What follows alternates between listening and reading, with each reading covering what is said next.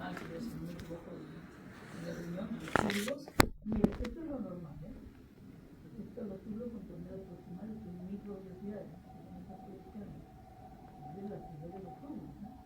Miren las mitocondrias, y miren lo oscuro, aquí delgaditas, muchas, varias, ¿no?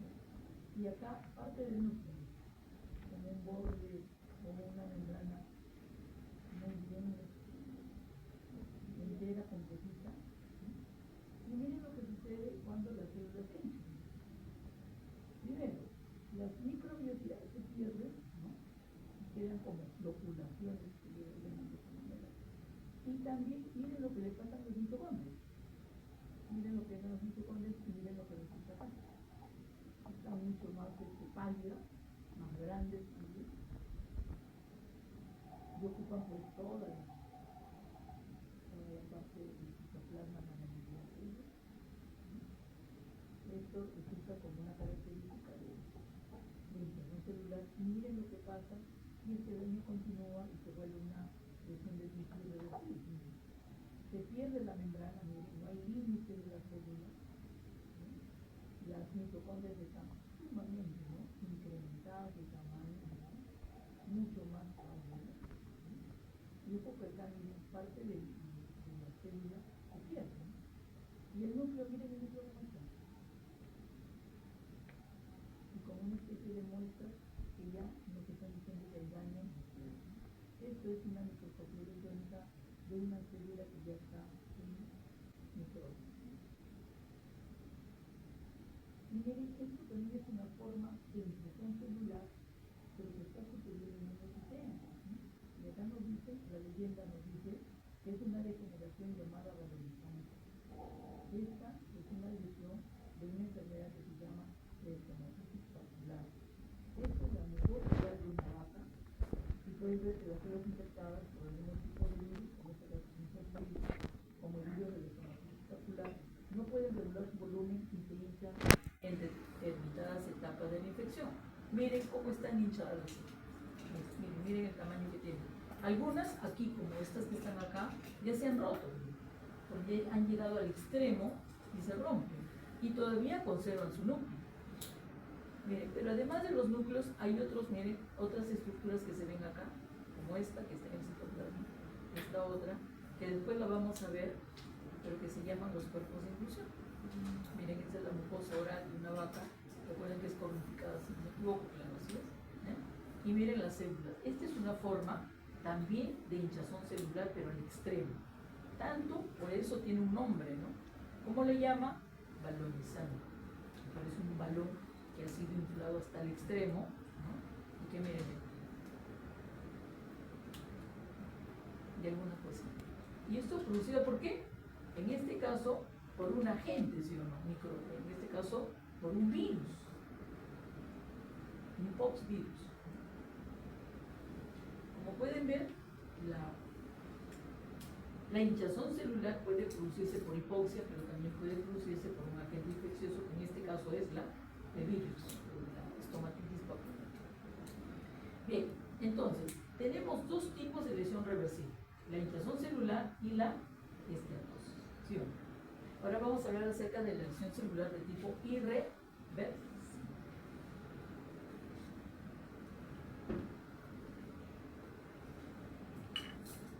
¿Qué les parece si hoy día les doy las reversibles y en la siguiente clase les doy las irreversibles? ¿Sí? ¿Quieren saber de las irreversibles? No dicen irreversibles. Miren, entonces las lesiones irreversibles, en la cual necesariamente que estos cambios morfológicos va a producir la pérdida de ¿qué? De la viabilidad. O sea, ¿qué son células? El estímulo no se supera la capacidad de sobrevida celular por la intensidad o por la persistencia. Supera el punto de no retorno. ¿Hasta qué punto será ese punto de no retorno? Ese punto donde dice, mira, hasta acá, hasta aquí, puedes volver a la normalidad si la causa es esa. Pero si sobrepasas este punto, el camino directo es hacia la muerte. Puede ser por daños tanto de la mitocondria como también de la membrana. O o ambas juntas.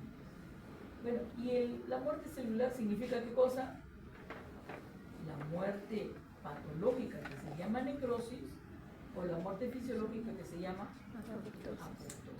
Y aquí está, en los dibujos se puede ver la diferencia.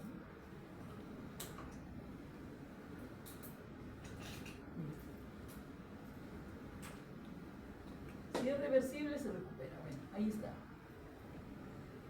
Edema del retículo endoplásmico y mitocondria, claro, cuando se trata de hinchazón celular, la célula va a estar más grande. Pero miren qué ocurre en la apoptosis, la célula se contrae. Si esto prosigue, pues haber ruptura de la membrana plasmática, salida de contenidos, puede ser salida de contenidos y también salida de enzimas, cuando la célula se mueve. Se rompe la membrana y pueden salir enzimas que van a la sangre y pueden ser detectadas. Ustedes saben que hay las pruebas bioquímicas, ¿no? Y en las pruebas bioquímicas muchas enzimas se elevan. ¿Y por qué se elevan? Porque hay daño de las células que alcanzan la sangre y pueden ser detectadas.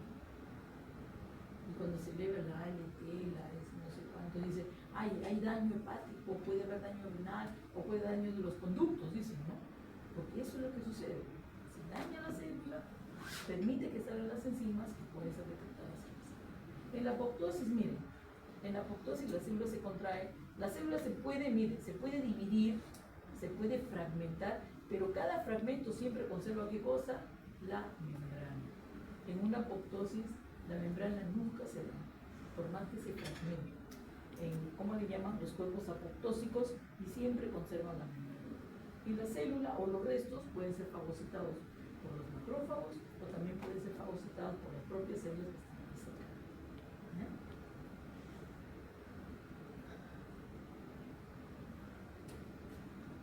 Bien, acá también en este cuadro están las características, ¿no?, diferenciales tanto en la necrosis como en la apoptosis, que ya lo dejo a ustedes para que vean. Si el daño es persistente o excesivo, la lesión llega hasta una lesión de tipo irreversible. Miren lo que dice acá. La agresión a las membranas lisosomales, ¿se acuerdan de los lisosomas? Que tienen un paquete enzimático encima, ¿no? Libera las enzimas al citoplasma, pobre de ellas. Especialmente las hidrolasas ácidas se activan cuando baja el pH y degrada a los componentes citoplasmáticos y nucleares. ¿Cuál es el resultado? Morfología de la necrosis celular. Miren, lo que dicen acá y que es importante tomarlo en cuenta. Cuando hay una tumefacción celular, hay un cambio morfológico que es reversible y ocurre en minutos, y puedo verlo en minutos. Pero cuando hay muerte celular, los cambios para ser observados, tanto en microscópico como también macroscópicamente, ocurren entre 4 a 12 horas. Miren, los cambios morfológicos. Quiere decir que el paciente tiene que vivir para poder ver esos cambios morfológicos que son las características de la necrosis. Si el paciente se muere antes de este tiempo, no voy a poder ver esos cambios característicos de la necrosis. ¿Sí? Bueno. Sin embargo, dice, nosotros sabemos que existe una lesión irreversible entre 20 a 60 años. Nosotros podemos explicar, pero para que se puedan expresar y poder observar los cambios morfológicos, necesariamente tiene que transcurrir el tiempo, que va entre 4 a 12, en promedio 8. Bueno, la necrosis, en términos generales, nos dice que la apariencia morfológica de la necrosis es el resultado de la desnaturalización de las proteínas o por digestión enzimática celular. Cuando se trata por desnaturalización de las proteínas, van a haber cambios citoplasmáticos que nos van a ayudar a reconocer de que la célula está muerta. O también va a haber cambios nucleares que también nos va a ayudar a reconocer que la célula está muerta. Cuando se trata de digestión enzimática producido por lisosomas, que puede ser autólisis, bueno, ya hemos puesto, se han puesto también la idea. Van a formar vapolas, dicen que el citoplasma se vuelve muy vapolar, pero son diferentes las vapolas a estas de las otras. Y acá se pueden ver las figuras de mielina,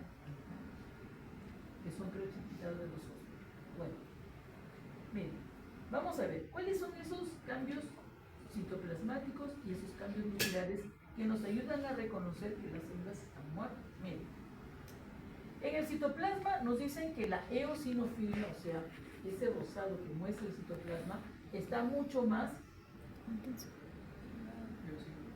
aumentado. Está bien rosado, mucho más de lo que es normalmente. Pero además también tiene una apariencia homogénea, un rosado totalmente homogéneo. Esa es la característica. ¿Dónde la podemos utilizar? Ahora lo vamos a ver. ¿Y cuáles son esos cambios nucleares? Los cambios nucleares son tres: la pignosis, la cariorexis y la cariolisis. La pignosis es la condensación del núcleo. El núcleo se contrae y se vuelve una masa oscura, que puede ser azul, intensa, puro, o también negra, pero se reduce, se contrae. ¿Ya? Eso se llama pignosis nuclear. Se condensa la masa sólida y basofílica. La cariorexis no es otra cosa que la fragmentación del núcleo. Y la cariolisis es ¿qué cosa? ¿Cómo se expresa la cariolisis? La desintegración del núcleo. Entonces quiere decir que yo voy a ver a la célula y la célula no tiene núcleo. ¿Y eso cómo se llama? Cariolisis. ¿Entendido? Eso. De esa manera puedo ver. Estos son los cambios morfológicos, ¿no?, generales, para poder reconocer que una célula está. ¿Entendido? Acá nos ponen un dibujo. Acá está normal. Acá, miren el núcleo, del tamaño que tenía, y el núcleo cómo se contrae y se reduce en la pignosis nuclear, aglutinación de la cromatina. Y acá está la cariorexis, ¿no? Donde está, ¿qué cosa está haciendo? Se está fragmentando.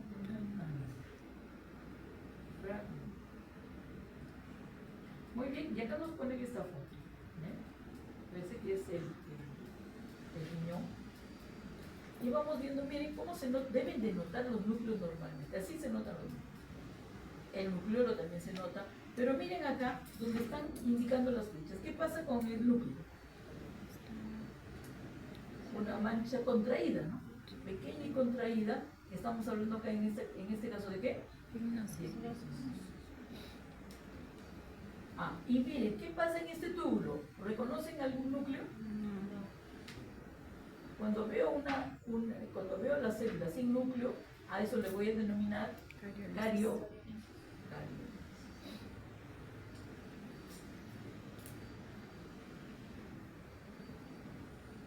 Y luego tenemos acá, miren, acá en esta zona, en la cual vemos células con fragmentos bien oscuritos, ¿no? Esos fragmentos oscuros que es donde estoy señalando yo, voy a subir ahí. Miren, estos fragmentos que ustedes ven acá dentro del citoplasma, no viene a ser qué cosa, el núcleo que ha sido roto. Y a eso se le denomina cariolisis. Dice que eso es una toxicosis por cloroformo. Creo que este es el hígado de un ratón. Y estos son túbulos.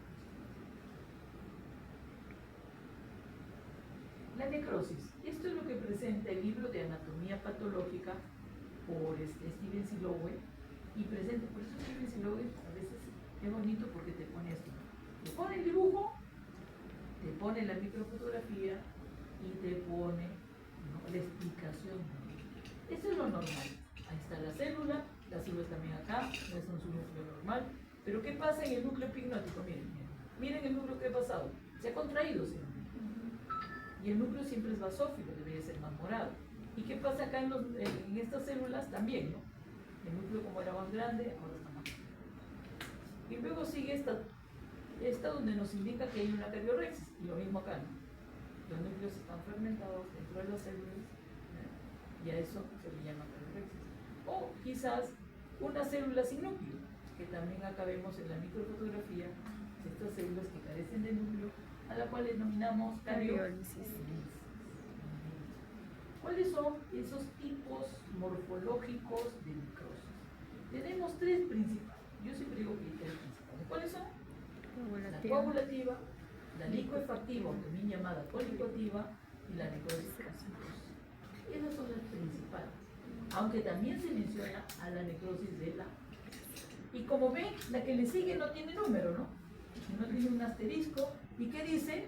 Gangrena y que está en negrita. Quiere decir que esta gangrena no pertenece a la lista de las necrosis, porque la gangrena es mucho más que una necrosis. ¿Sí? Vamos entonces a ver cada una de ellas. La necrosis coagulativa. Miren, antes de empezar, los nombres de las necrosis tienen que ver mucho con su apariencia morfológica. Macro o micro.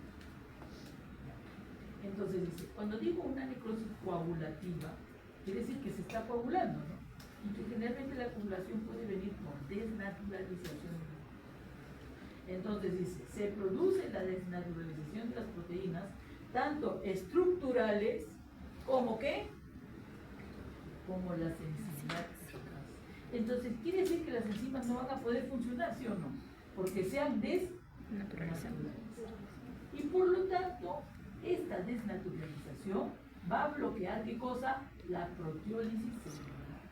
Quiere decir que las enzimas proteolíticas no van a poder degradar las proteínas de la célula, porque se han desnaturalizado. Por lo tanto, por esta razón, se conserva ¿qué cosa? La arquitectura tisular. Ojo, no es celular, ni tampoco de órganos de piel, sino tisular. Dice que esto es característico ¿de quién? De la muerte hipóxica en todos los tejidos menos el cerebro.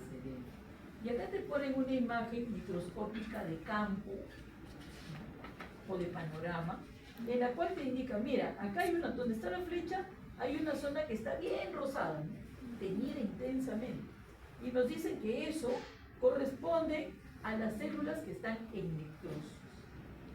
O sea, si estoy hablando de necrosis, necesariamente la necrosis es la necrosis de qué? Principalmente del miocárdio. O sea, si me dicen acá que aquí se conserva la estructura tisular porque se ha bloqueado la proteólisis, entonces quiere decir que aquí las células miocárdicas, a pesar de que están muertas, siguen conservando la forma de ¿qué? La forma de fibra, porque esa es la arquitectura tisular del miocardio, que está compuesto ¿por qué? Por fibras. Las células están muertas, pero siguen conservando su estructura de fibras. No hay núcleos, dice. Están anucleadas, ahí dicen. Las células, dice, acidófilas, coaguladas, están anucleadas. Y cuando están sin núcleo, ¿a qué se debe? ¿Qué ha ocurrido ahí? La cariolisis. ¿Y qué nos más? Miren, hay que ver aquí lo que dice la leyenda, dice, persisten durante semanas. O sea, la célula ya está muerta, pero sigue permaneciendo en su lugar por semanas. ¿Por qué? Porque no hay enzimas que puedan degradarlas porque sean desnaturalizadas. ¿Sí? Por eso es que se conserva la estructura tisular. Veamos el siguiente ejemplo. Miren, este es un riñón. ¿Se nota o no se nota? Miren macroscópicamente, ahí está, un corte de un riñón. ¿Qué es lo que sucede en esta zona? ¿Qué es lo que sucede en esta zona? ¿Qué me dice en esa zona? No sabemos qué es infarto. No sabemos. Yo te digo que mire, yo digo que leas. Mira, dile. Mira la figura del riñón. ¿Qué me puede decir lo que estás viendo? ¿Hay palidez o no hay palidez? Sí. Mira, hay un tono amarillo todavía, ¿no? De una zona bien delimitada. Esa zona bien delimitada es donde hay ¿qué cosa? Necrosis. Y esta necrosis nos dicen que es ¿qué cosa? Un infarto.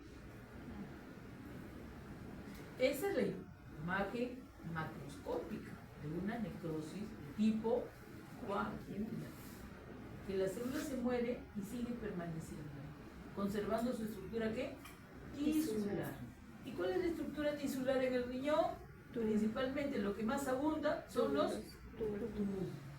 Tú podrás ver, si yo puedo hacer una línea acá que divide la parte que está en necrosis y la parte que está bien. N de normal y I de infarto. Mire, ¿se mantiene la estructura de túbulos? Sí. O sea, sí es la característica que se mantiene la estructura tisular. En este caso, se mantiene la estructura tubular. Pero mira, ¿hay núcleo en estos túbulos? Característica de necrosis, ¿cómo se llama eso? Cariosis.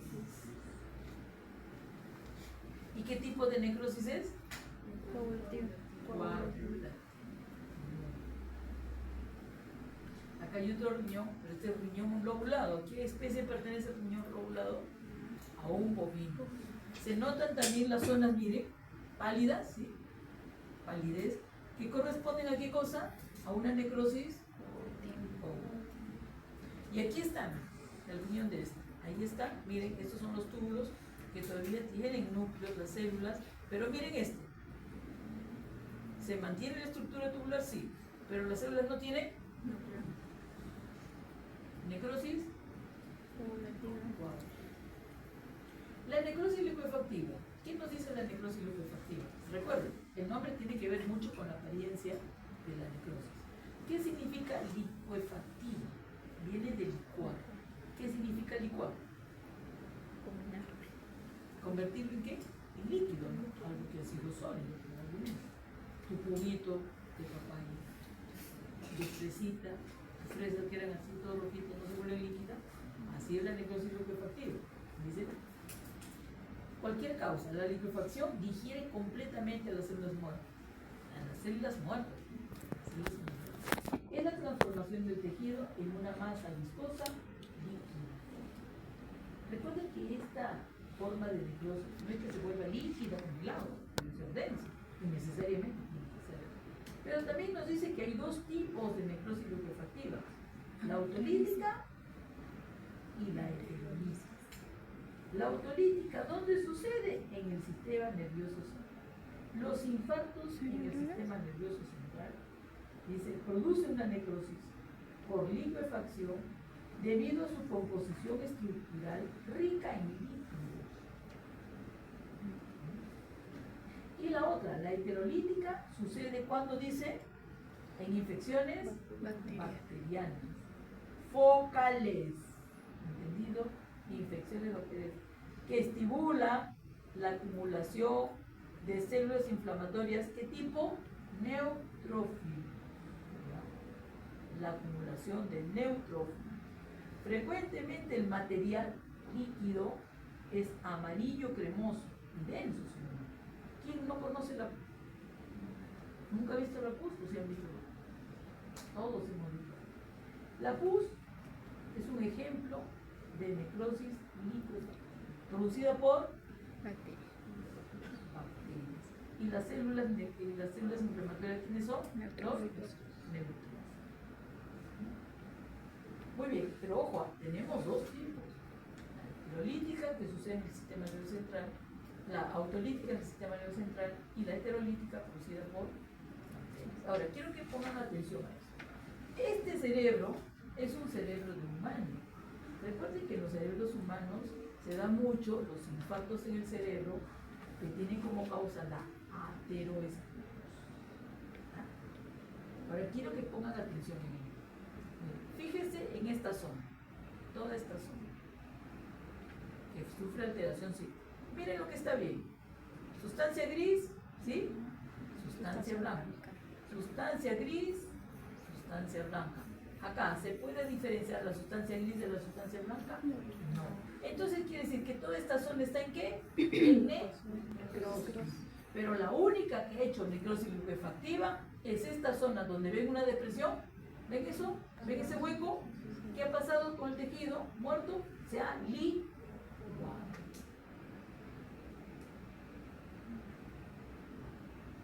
Y ha sido retirado. Entonces, hemos dicho también que los cambios morfológicos tienen que pasar ¿cuánto tiempo? Entre 4 a 12 horas y en promedio hemos dicho 8 horas. Quiere decir que esta zona de infarto ha sucedido antes que esta, ¿sí o no? Pero no le ha dado lugar porque no ha pasado el tiempo suficiente para que tenga la apariencia morfológica. ¿Sí? Este es un infarto donde ha ocurrido solo la liquefactiva en este lado. Pero este tejido ya está muerto. Esto es lo que sucede generalmente en el cerebro o el sistema nervioso de los humanos.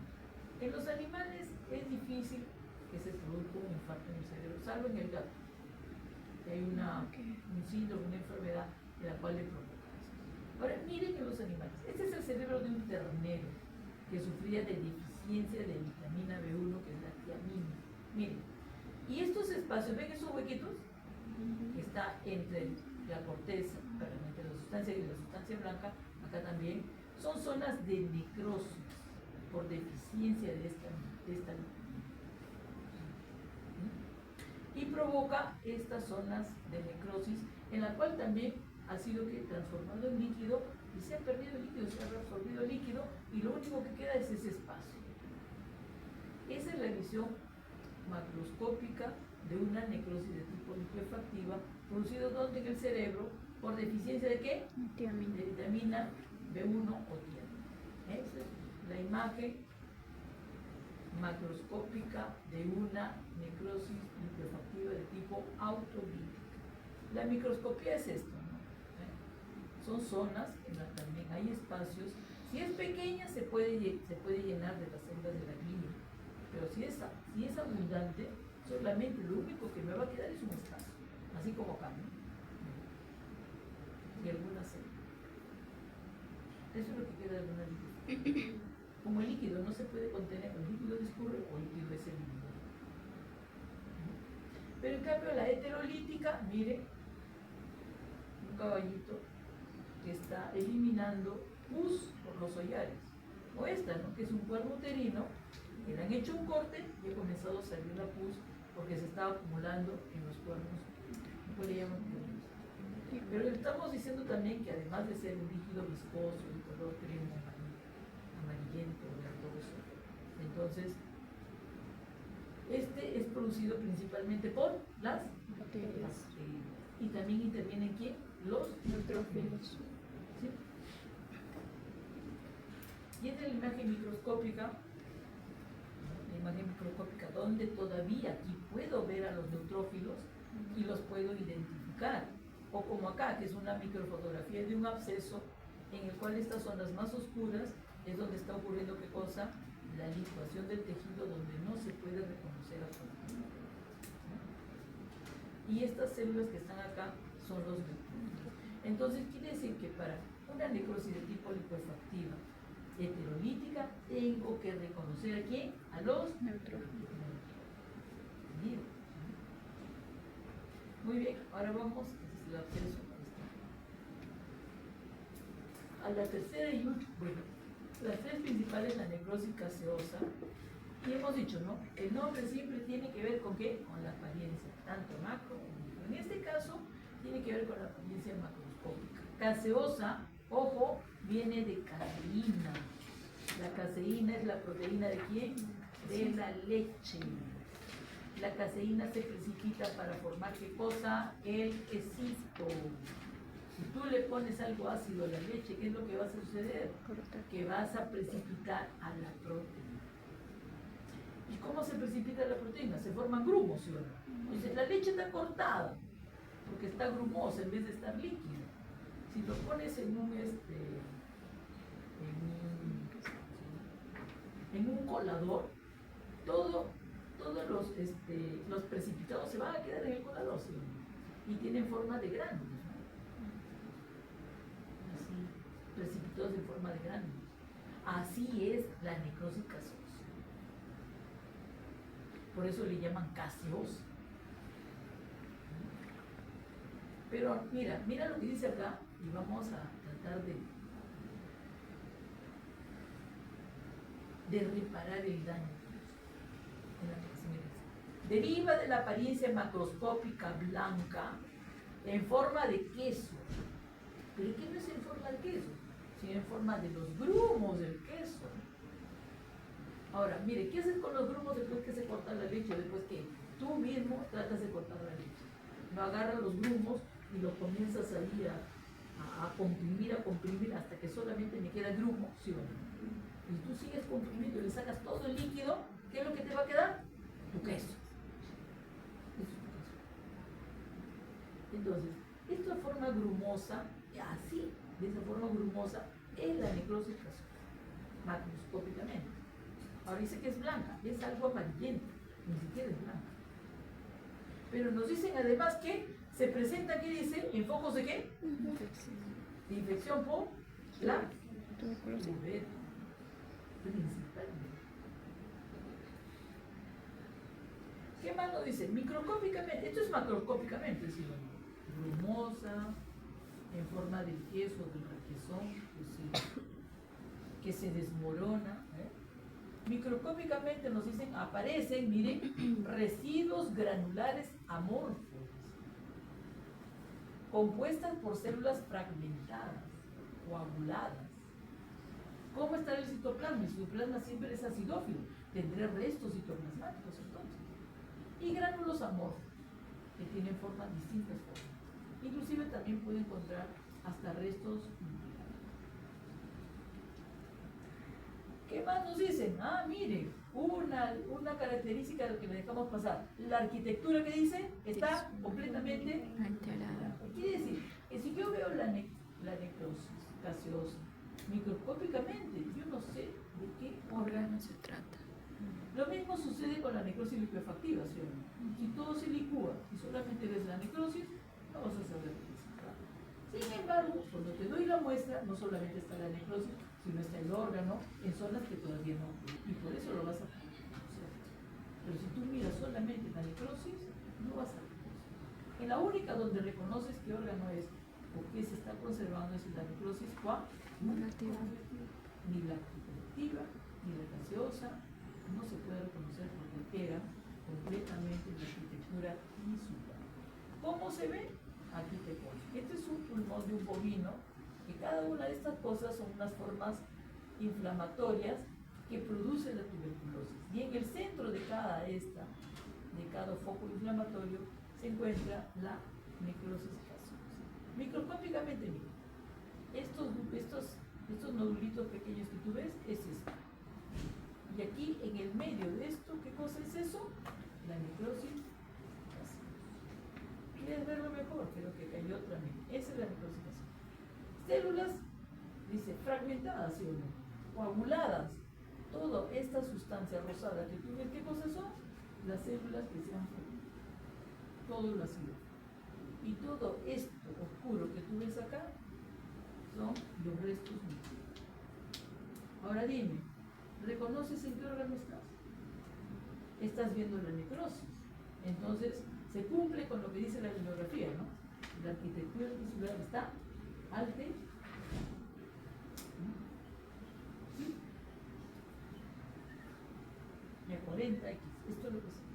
Y eso corresponde a una necrosis casi. Bien. Vamos a entrar a hablar de la necrosis de la verdad. A mí no me gusta hablar de la necrosis de la verdad. Me molesta, ¿no? ¿Saben por qué? Porque mira, pues mira. Este es el tejido adiposo, ¿sí? Ahora, ¿qué vas a reconocer ahí de qué está la necrosis? Vas a ver,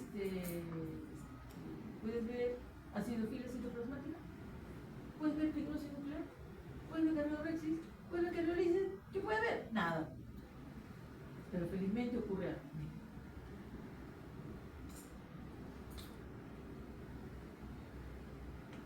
Este tipo de necrosis se encuentra en los depósitos naturales de la grasa. ¿Cómo qué? En el tejido subcutáneo, en la grasa del mesenterio, en la grasa renal, en la grasa peripancreática, en la grasa del lomento también.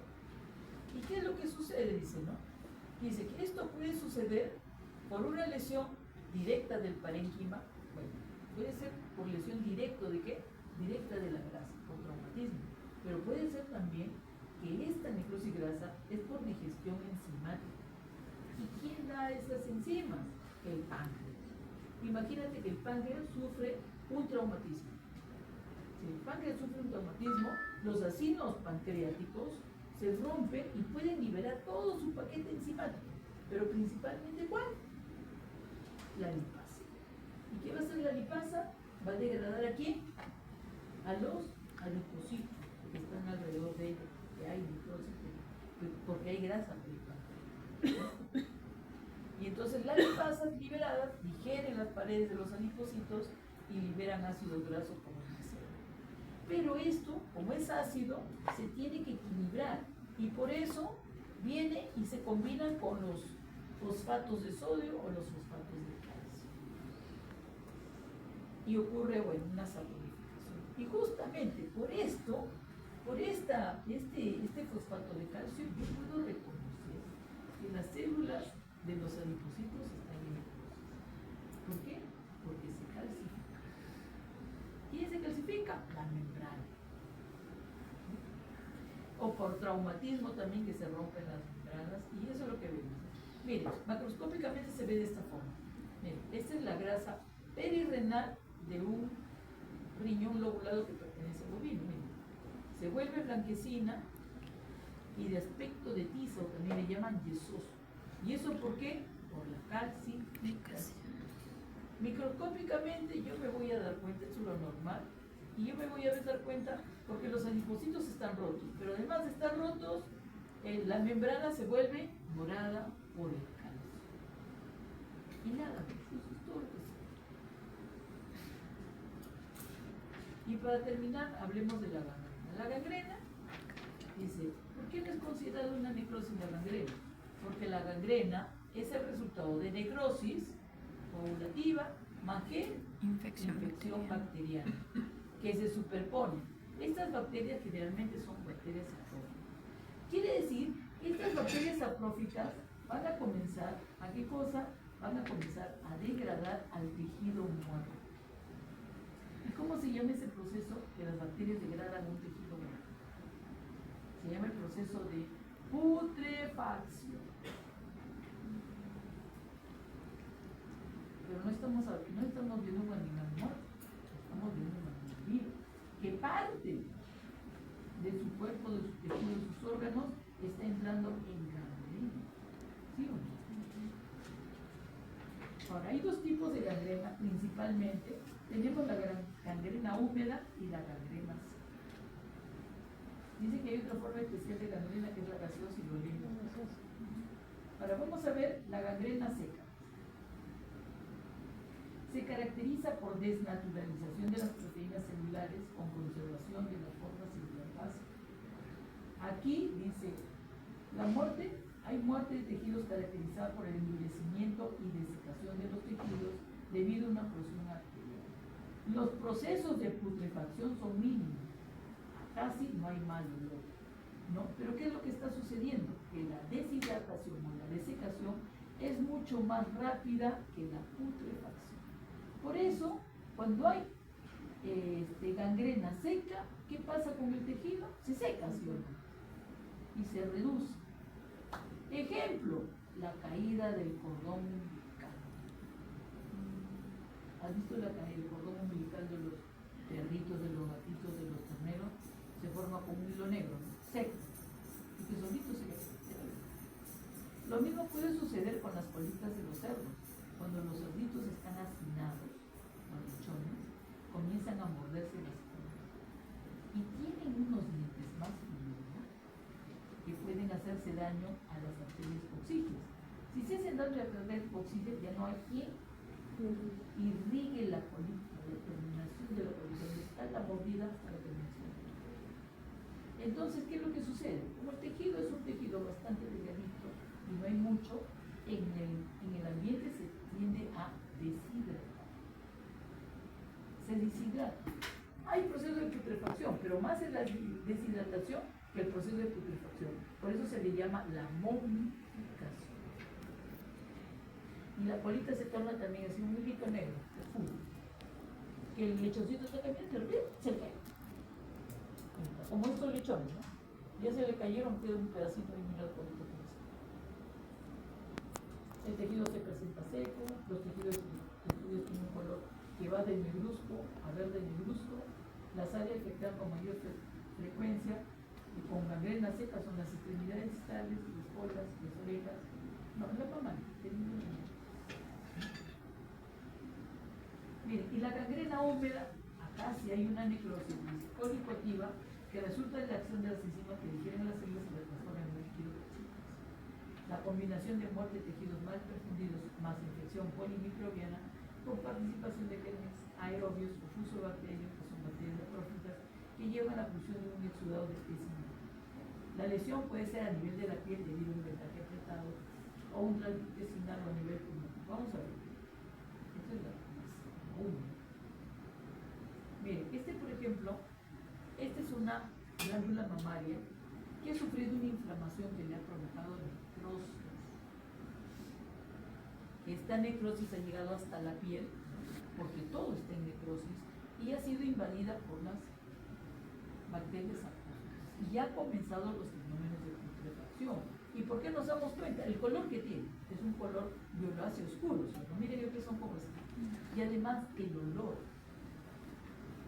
es el que también nos delata. Si estamos en un proceso de putrefacción, el olor, ¿a qué será? ¿A podrido o no? Es un olor ofensivo. Miren, estos son los dedos de unas alpacas y comieron un pasto que le provocaba la enfermedad que se llama el ergotismo. ¿Cuál es el efecto que produce el ergotismo? Produce una vasoconstricción periférica muy potente, tan potente que produce esto, la falta de irrigación de las extremidades, y produce necrosis, y después de la necrosis, ¿qué? La gangrena de los dedos. O como este miembro, ¿no? A este perrito le amarraron tanto, miren, acá está la huella de que le han amarrado, y le han impedido, ¿qué cosa? La irrigación. Y todo esto está en ¿qué cosa? En gangrena, o con gangrena. Miren los pulpejos que ya se van a desprender, acá está, y el color que toma, y la forma que tiene. Otro ejemplo de gangrena húmeda es este pulmón de un bovino que hicieron una falsa deglución, o sea, le pusieron una sonda que debería de haber ido al rumen, y en vez de haber ido al rumen, ¿dónde se fue? A la tráquea, y le metieron. Esa sustancia que le han puesto es una sustancia que ha provocado falta de irrigación del pulmón, y que también esta sustancia está contaminada porque ha llevado los gérmenes, y por lo tanto se produjo esta gangrena. Listo, lectura para la casa dice de esto de envejecimiento celular. Aquí está la resistencia por la celular, el daño al ADN por agujero, la hematasia defectuosa de proteínas y la sensibilidad de los. Ahí dice que tiene que ver la página 66, 67 y 68 de envejecimiento. Apliquemos lo aprendido. Observación de órganos y tejidos con lesión reversible, macro y microscópicamente. Observación de órganos y tejidos con muerte celular macroscópicamente. Observación de órganos y tejidos con muerte celular microscópicamente. ¿En qué órganos y tejidos se presentan las diferentes formas de? Integremos la pregunta. Las lesiones celulares expresan cambios morfológicos y funcionales. Las lesiones celulares pueden expresar cambios morfológicos y funcionales que pueden revertirse y volver a la normalidad. ¿De qué estamos hablando acá? De una lesión de tipo coagulación. Las lesiones celulares pueden expresar cambios morfológicos y funcionales que no pueden revertirse y alterar el funcionamiento. Aquí estamos mencionando las irreversibles o las necrosis. Las lesiones celulares pueden expresar cambios morfológicos y funcionales que no pueden revertirse y conducen a la también irreversible. Las referencias bibliográficas y términos.